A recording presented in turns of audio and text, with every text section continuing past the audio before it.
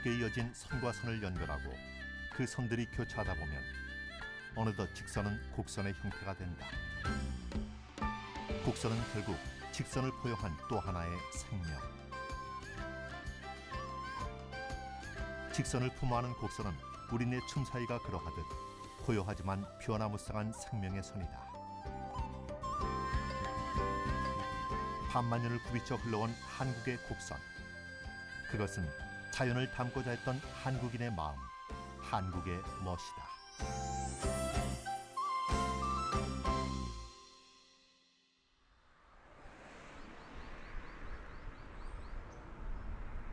도시의 빌딩 숲 사이, 그 위엄을 드러내는 조선왕조 500년의 정궁 경복궁.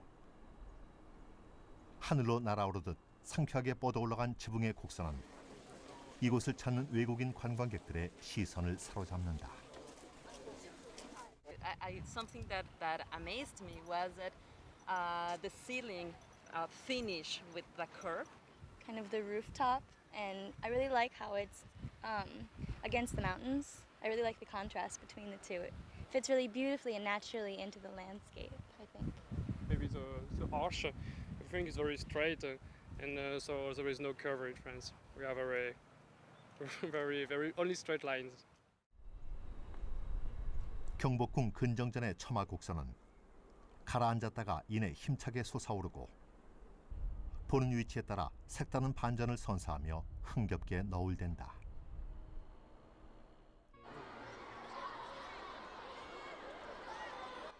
수천 년을 이어온 한국의 유려한 곡선 속에는 과연 어떤 건축 미학이 숨어 있는 것일까?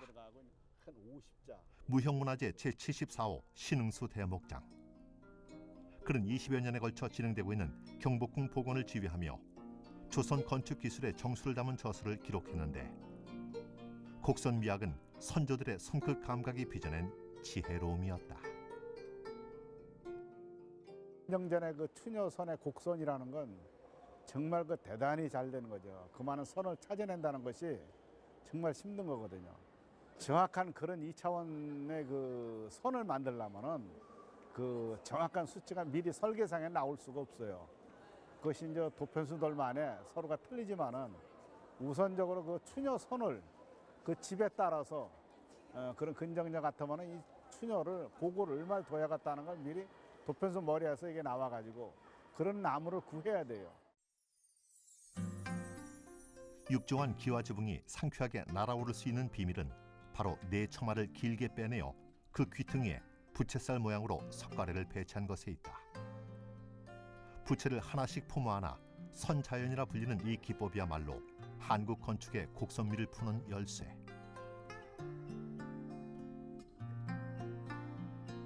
장인의 예술혼이 집결된 선자연 기법은 석가래의 궤적에 따라 만들어진다. 수많은 석가래들의 길이와 각도를 달리하여 중간부터 배열해 나가는 치밀한 계산은 물론 네 모퉁이의 석가래들이 한 점에서 만나 들어올려져야만 날렵한 곡선이 완성되는데 정교한 손 감각이 없으면 결코 구현해내기 어렵다. 또한 처마 끝을 떠받치는 추녀의 재료에는 휘어진 나무만을 사용한 것도 이유가 있었다. 고든나무 시원들이죠. 힘을 못 받지. 흰나무를 꼭 찾아야 되는 거예요. 그렇죠. 석가래 흰나무를. 그 선자연 같은 건 또 올라가니까 그 흰나무를 가지고 고든나무를 가지면은 이게 자체적으로 이렇게 결이 휜 걸 찾아야 된다고. 지붕에 하중을 떠받치는 추녀는 위로 들려져 있는 휘어진 소나무를 사용함으로써 지붕 무게로 인해 목재가 처지는 것을 방지한 것인데 곡선의 미를 살리면서도 목적 건물의 견고함까지 유지시킨 것이다.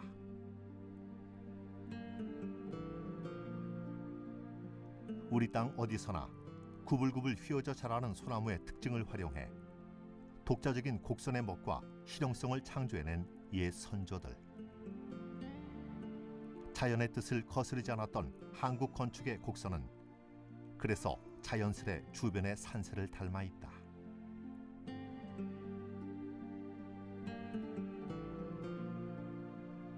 근정전의 지붕선은 백악산과 인왕산의 능선을 품어 안아 마치 처음부터 하나였던 듯 이어지고 근정전 아래 각각의 전각들이 중첩되어 만들어낸 지붕선들은 그 자체로 또 하나의 산을 이룬다. 자연과 하나 되고자 했던 한국 건축의 곡선.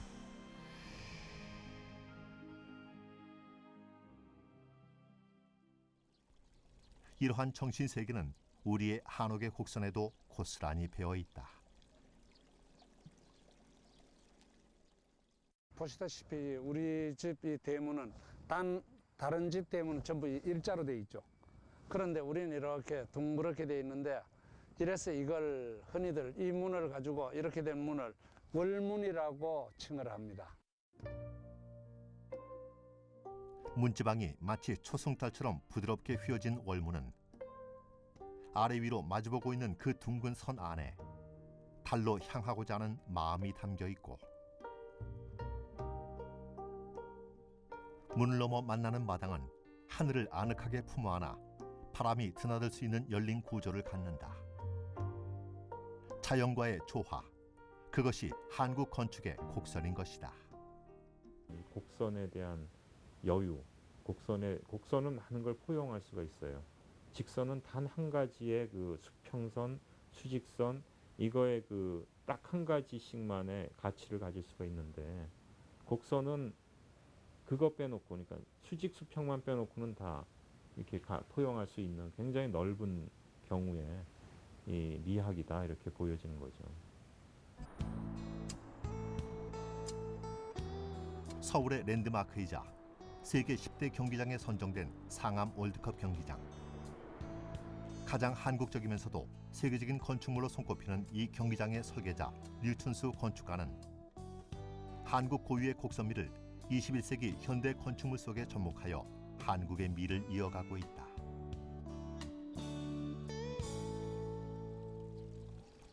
류춘수 건축가의 고향이기도 한 경상북도 봉화는 그의 자연주의적 건축관의 뿌리가 된 곳.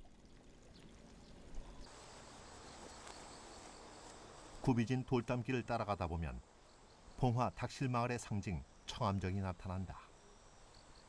한국의 3대 정자 건축물로 꼽히는 청암정은 천연 바위 위에 그대로 정자를 앉혀 자연 속에 파묻힌 듯한 정취를 자아낸다. 여기 청암정, 여기는 기존 바위 위에다가 그 바위 형상에 맞게 이 기초를 길이를 변화주고 만들고, 그다음 특히 계단 보면은 이게 계단인데 천연 바위를 깎아서 그냥 만들었죠. 그러니까 여기 와서 보면 어떤 인공 구조물하고 본래 있던 거하고 구별이 잘 안 되게 잘 자연과 인공이 잘 절묘하게 조화된 대표적인 정자 같아요. 특히 저 브릿지 같은 거 보면은 누가 그러대 이 세상에서 제일 아름다운 다리라고. 아주 단순하면서도 본래부터 바위에서부터 이렇게 뻗어 나온 듯한 그런 느낌을 주잖아요. 자연이 품에 안기는 절묘한 터에 그곳에 바위가 있으면 있는 대로 자연의 순리를 훼손치 않았던 마음. 그곳에 앉으면 누구라도 자연의 일부가 된 듯하니 주변을 끌어안는 곡선의 유연함과 포용력은 그렇게 현대 건축가들에게도 무한한 영감을 부여한다. 보통 그 월드컵 경기장은 다른 경기장과 좀 다르다면은 사면이 같은 높이에요. 관객석의 맨 높은 상단이 똑같은 관객석에 기둥 위에 올라가 있는 거나 마치 정자에서 보는 풍경하고 비슷합니다. 정자도 보통 바닥 높이는 똑같고 기둥이 있잖아요.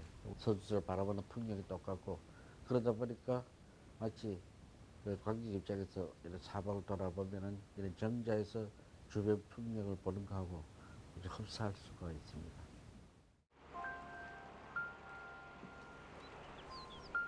인공적인 기교를 최대한 절제하여 자연과의 조화와 어우러짐을 가장 큰 가치로 추구하였던 한국의 정원 건축. 자연을 정복의 대상이 아니라 끌어안아 하나가 되고자 했던 그 마음은 현대 건축물 속에 살아 숨쉬는 생명력을 불어넣어준 것이다.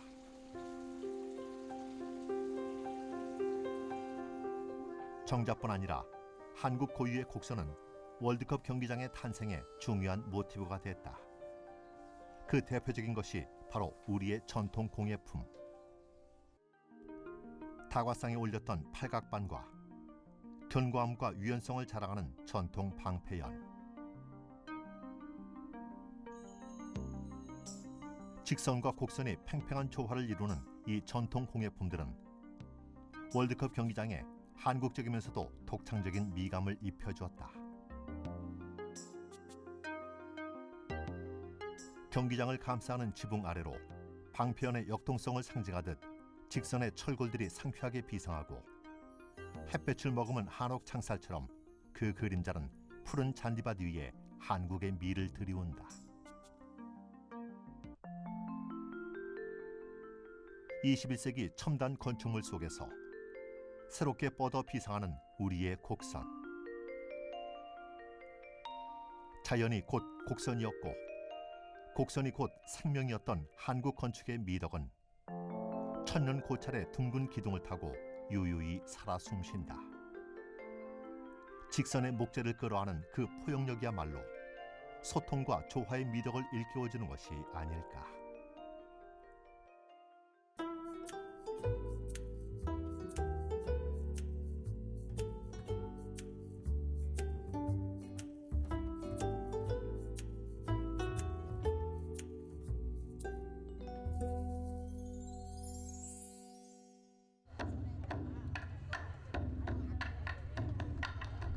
경기도 양주의 고즈넉한 사찰. 많은 관람객들이 자리한 가운데 특별한 행사가 막을 올렸다. 한국 전통 의상인 한복을 알리기 위해 마련된 한복 패션쇼. 시대별 궁중 한복의 화려한 향연 속에 천연 염색의 빼어난 색감이 무대를 수놓고 바람결에 나부끼듯 우아하게 흘러내리는 곡선의 물결은 한복의 매혹적인 아름다움을 더합니다. 치맛자락을 움직일 때마다 형성되는 변화무쌍한 선의 율동. 그 곡선이야말로 외국인들을 매혹시키는 한국의 멋이다. I liked the contemporary hanboks that came down, a little bit different. I like a little bit of the traditional lines along with the contemporary lines when they mix them together. I think it's more interesting.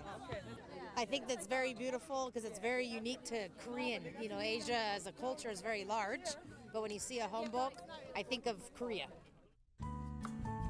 넉넉한 곡선 안에 조임과 풀어짐의 다양한 변화를 끌어안는 한복. 이러한 한복의 곡선미는 이미 이영희 디자이너 등에 의해 해외에 알려져 르몽드지가 바람의 옷이라 급철한 것을 필두로 세계 호평을 받고 있는데,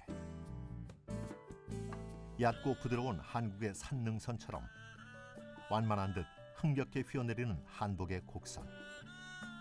그 선에는 어떤 이야기가 담겨 있을까?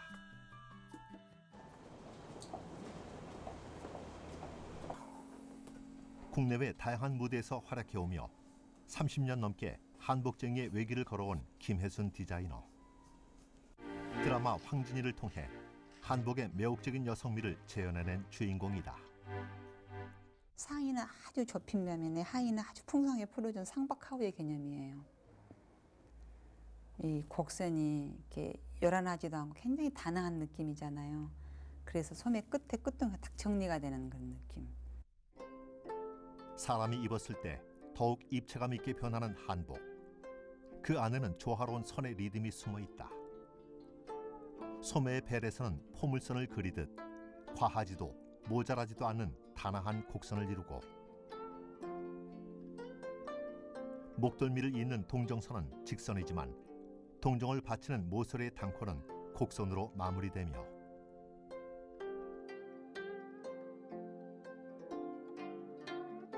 고름은 두 줄기 직선이지만 움직일 때마다 흐르는 곡선으로 나부낀다. 저고리의 돌연선 또한 치마와의 경계선을 곡선으로 매듭 짓고, 마침내 직선과 곡선, 음과 양이 어우러진 조화로움은 치맛자락 아래로 살포시 고개를 드는 하얀 외시버선의 곡선미로 그 흥겨운 손에 드라마를 마무리한다. 소매의 벨에서는 그 사뿐한 맵시가 건축의 첨화 곡선과도 같으니 한국의 곡선미가 건축으로 나타난 것이 한옥이요 의복으로 표현된 것이 한복인 것이다. 한복의 선은 여성미를 강조한 기녀복에서 더욱 매혹적으로 드러난다. 머리끝부터 발끝까지 은은한 곡선의 향연을 이루는 한복은 특히 사람의 체형에 따라 어떻게 입느냐에 따라 각기 다른 선의 운율을 보여준다. 입을 적마다 다른 느낌이 사실 나와요. 어떻게 입고 어떻게 잡느냐에 따라서도 너무 다른 멋이 나오잖아요. 치마는 저고리 약간 다르듯이 치마의 선이 직선 같지만 직선을 통해서 이루어지는 그 곡선의 미는 자연과 많이 일치되는 거죠. 바람결에 따라 흐르고 움직이고 날리고 변하는 옷. 그리고 그 유려한 곡선이 더욱 힘차게 비상하는 것은 바로 한민족의 삶이 담긴 춤사위와 만났을 때다.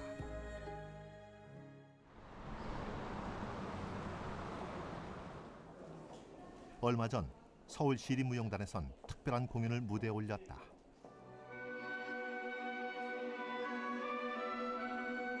서양 발레의 고전인 백조의 호수를 우리 춤으로 재해석한 창작 무용 공연. 토슈즈를 신은 발레리나가 아니라 버선과 한복을 입은 무용수들이 펼치는 백조의 호수는 한국 춤의 세계화를 위해 기획된 작품이다. 장삼자락을 휘날리는 백조들의 군무는 물결치는 곡선미로 우아함을 내뿜는데 자, 빨리 더 나와요. 백조의 호수를 기획한 이미조 서울시립무용단 단장. 50년간 한국 전통춤의 외길을 걸어온 그는 발짓 하나에도 우리 춤 곡선의 맛을 실어낸다. 발을 하나 들더라도 숨을 들어 마시면서 그다음에 보성코를 들고 뒤꿈치를 이렇게 갖다 붙여서 우리 춤의 보성코가의 그 맵시를 보여줘야 백조의 호수 작품도 다르다, 우리 것으로 표현했다, 이런 것이 중요하다 생각하고요. 타기 위해서 아까 딴딴딴딴 올라갈 때 팔을 뻗는 동작 하나하나마다 둥근 멋을 살리는 한국의 춤사위. 곡선이 이렇게 뻗는 게 없어요. 한복의 고운 선과 어우러진 곡선은 어떻게 한국미의 기준이 된 것일까? 한복 자체가 버선을 신으면 버선코가 올라가서 곡선의 의미를 보여주고요.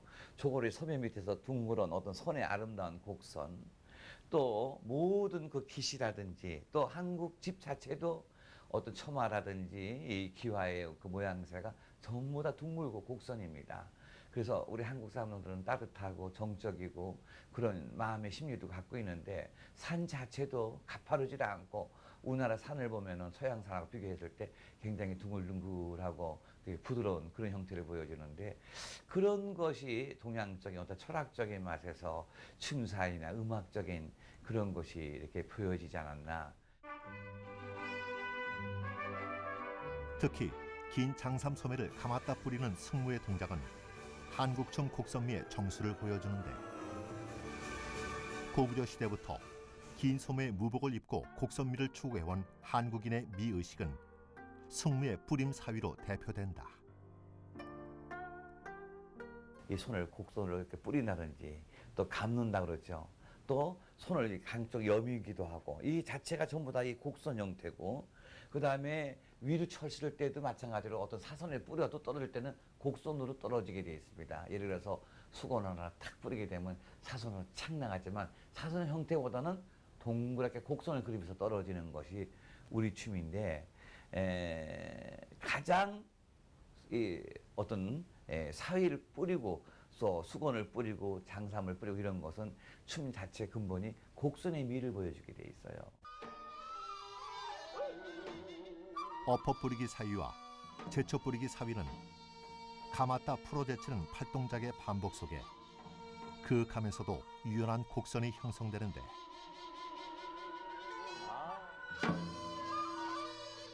뿌림에 따라 그 형태가 달라지는 변화무쌍한 곡선의 물결.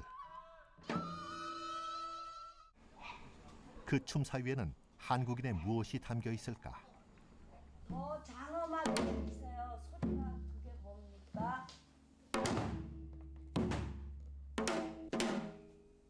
중요 무형문화재 제27호 승무예능 보유자인 이혜주 서울대 교수. 춤의 명인이 바라본 우리의 춤은 정중동의 미로 상징되는 삶의 몸짓, 생명의 순환이다. 맨 첫 사위를 하면 땅에 엎드렸다가 이렇게 이제 숨을 쉬면서 이렇게 생명이 이렇게 기운이 일어나면서 저기 하늘을 향해서 끝까지 올라가요. 그래서 올라간 다음에 이제 더 올라갈 데가 없이 그게 달하면은 거기서 자연히 곡선으로 굽어지게 되면서 내 자신을 들여다보고 숙이게 되면서 절들임이 이제 일어나죠. 이렇게 다시 팔이 펴지면서 이렇게 그야말로 한일자를 만들죠. 한일자 만들었는데 여기서 제쳐졌는데 이게 탁 엎어지면서 여기서 또 이렇게 곡선 태극이 일어나는 거예요. 승무의 춤 사이에 나타나는 곡선은 탄생과 성장이 끊임없이 순환되는 윤의 사상을 담고 있다. 움직이다 정지하는 정, 이를 조절하는 중, 한을 발산해 푸는 동작인 통. 이 세 가지가 반복되면서 변화무쌍한 곡선이 표현되는 것이다.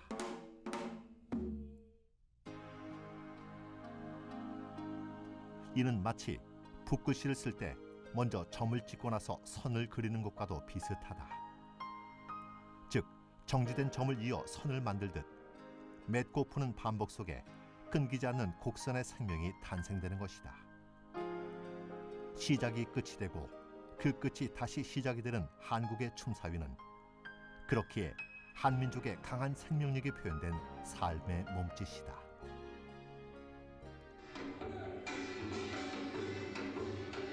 이는 집단 군무 속에서도 빛을 발하는데 당겼다 밀었다 나갈 듯 말 듯 맛깔스러운 조화 속에 멈췄다가도 다시 이어지는 생명의 순환. 자연스럽게 물결치는 한국춤의 곡선은 그렇기에 부드러우나 결코 유약하지 않은 역동의 선이다. 그리고 부채춤의 아름다운 향연 속에서 흘렀다 다시 솟구쳐 오르는 곡선의 물결은 마침내 태극의 생명력과 하나가 된다. 그 선이 뭐예요? 다 이렇게 둥글잖아요. 예, 그러니까 둥근 거 이제 그걸 연결시키면 원이 되고 그거의 변형이 이제 태극선이고. 그래서 우리나라 국기가 태극으로 되어 있는 것도 그게 우연한 일이 아니고요. 우리 역사가 시작될 때부터 우리의 마음이라든가 우리 삶이 그랬기 때문에 우리가 우리의 상징인 국기를 태극으로 만든 거예요. 시작과 끝이 교차하며 끊어지지 않고 다시 약동하는 태극의 춤사위는 결코 쓰러지지 않았던 한민족의 강한 정신을 담고 있다. 생명의 몸짓으로 이어져온 이 곡선이야말로 변화와 창조의 역사를 일구온 한국인의 저력이 아닐까.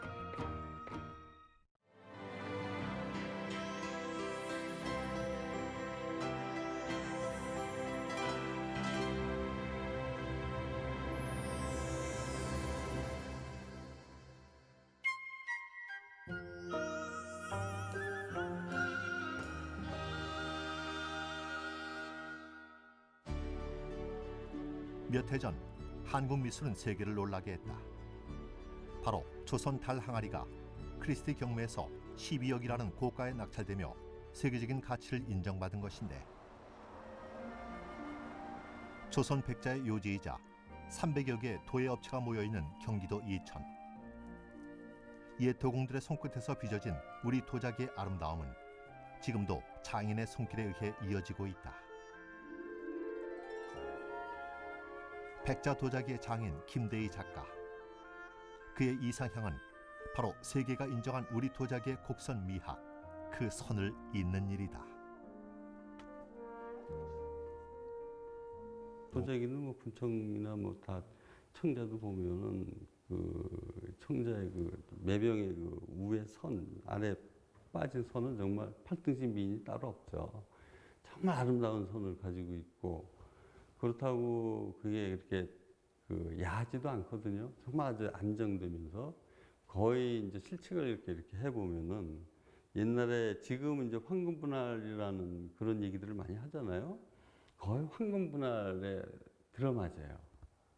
그러니까 황금 분할이라는 게 사람의 눈으로 봤을 때 가장 편하게 볼 수 있는 크기 사이즈 아니에요. 그게 맞아요. 그러니까 우리 선조들의 어떤 미적 감각은 대단했었던 거죠. 한국 도자기는 바로 그러한 선이에요. 크지만은 그렇게 크게 안 보이면서 작아도 작아 보이지 않는 그런 도자기. 그 아름다운 그 선이 갖는 하나의 특색이죠. 아주 자연스럽다는 얘기죠. 그리고 자연을 닮은 도자기. 그게 바로 이제 한국 도자기고. 국보 94호로 지정된 청자 소문 과형병. 주름치마와 같은 높은 굽을 타고 불룩하게 불어오른 몸통은 다시 날렵한 목선으로 이어져 콜라병을 능가하는 매혹적인 곡선미가 이미 12세기 고려 청자에 구현돼 있다.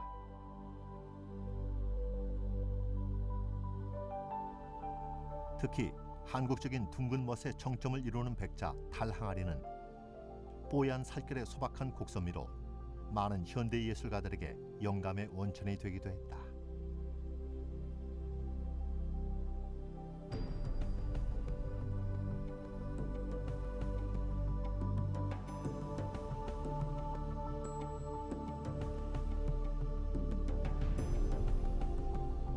어질고도 넉넉한 달항아리의 곡선은 흙을 다루는 장인의 마음에서부터 출발한다. 자연의 재료를 귀히 여기는 마음에서 천년의 멋이 이어져 온 것이다. 도자기 하는 집에 가서 밥을 한 상 차려달라면 밥을 한 상 잘 차려줄 수는 있어도 흙을 한 점 달라고 그러면 안 줬대요. 그만큼 흙을 아끼고 이제 귀하게 생각을 했죠. 물레를 돌려 형태를 다듬는 장인의 손길에 따라 어느덧 그 자태를 드러내는 도자기. 특히 한국적 곡선미의 결정체라 불리는 달항아리의 경우 그 커다란 크기 때문에 전통 물레로 한 번에 만들지 못하고 위와 아랫 부분을 따로 빚어낸 후 두 개의 항아리를 이어붙이는 어려운 과정을 거쳐야 한다.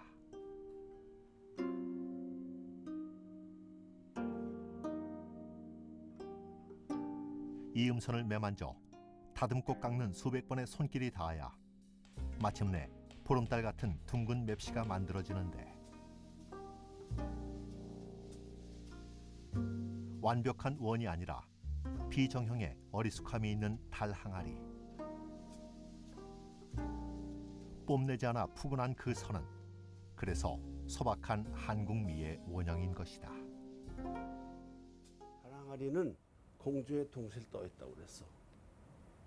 우위가 넓고 밑에서 봐서 어떻게 조형을 둥실 뜨게 했냐 말이야. 그리고 달항아리가 가진 선은 모든 아름다움의 중심에 있다고 했어. 그 달항아리 색이라는 것이.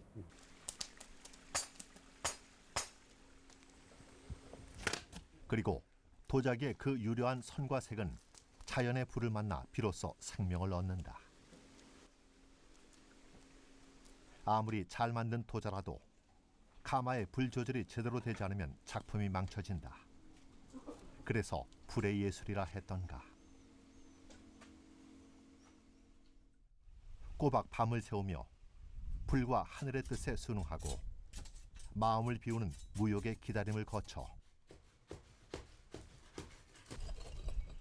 마침내 1200도의 고온에서 불맛이 매섭게 스며들어 무르익고 변화한 도자기들이 그 뽀얀 속살을 드러낸다.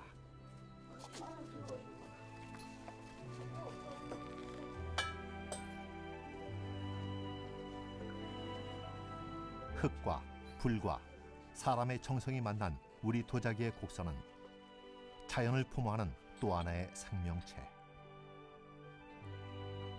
장인의 마음이 닿은 달항아리의 곡선은 달빛을 품어 순결하고 꾸밈없이 너그럽다. 모든 것을 비웠지만 은은한 기품이 흐르는 달항아리의 곡선. 그것은 곧 흙으로 빚은 한국인의 마음이다. 이 부분이 이제 붙인 자리죠. 여기 이제 표시가 나죠.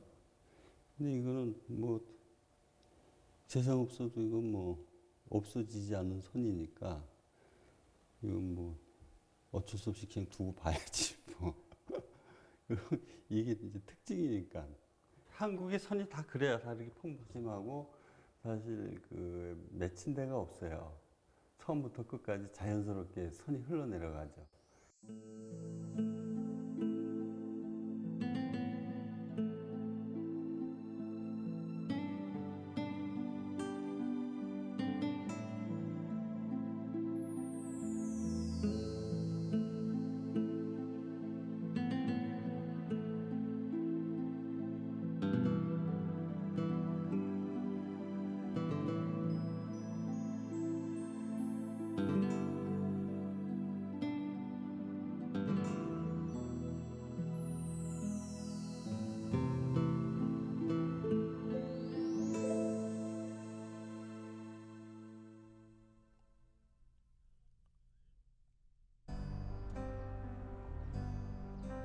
특유의 포용력을 바탕으로 한국의 전통 곡선은 빌딩 숲으로 둘러싸인 현대 도시 속에서도 새롭게 비상하고 있다. 지하철 9호선 국회의사당역. 새가 날아오르는 듯 유연한 곡선미가 느껴지는 이 지붕의 탄생 배경은 무엇일까?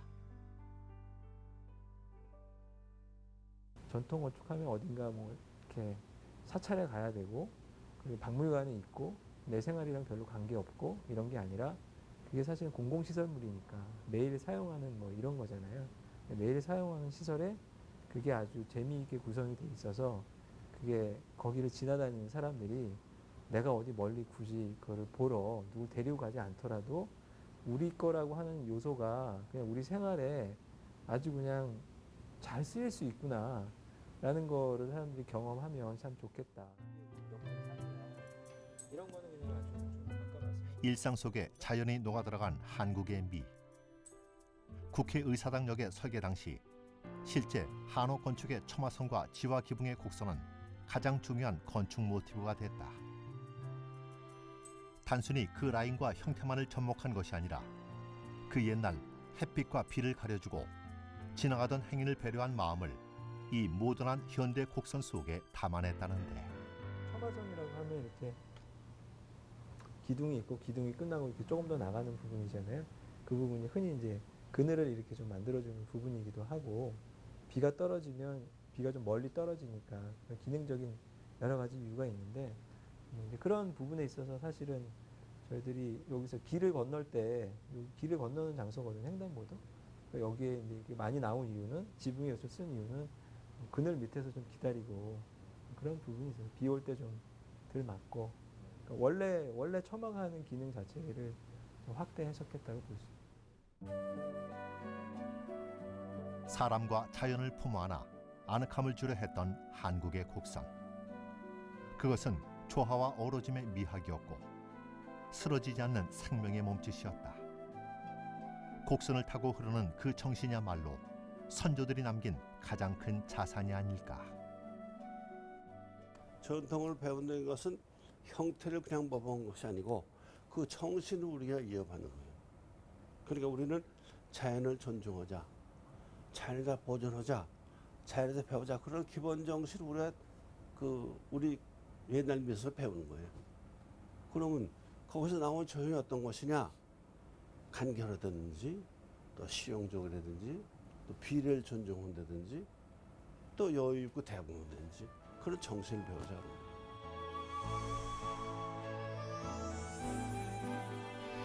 한국의 문화유산 속에 나타난 곡선은 단순한 선 그 자체가 아니다. 자연과 사람을 대하는 선조들의 마음가짐이 드러난 것이 그 선이요. 그렇기에 그 곡선 속에는 서로를 존중하고 배려했던 겸양의 마음이 담겨 있다. 직선이 대세인 시대.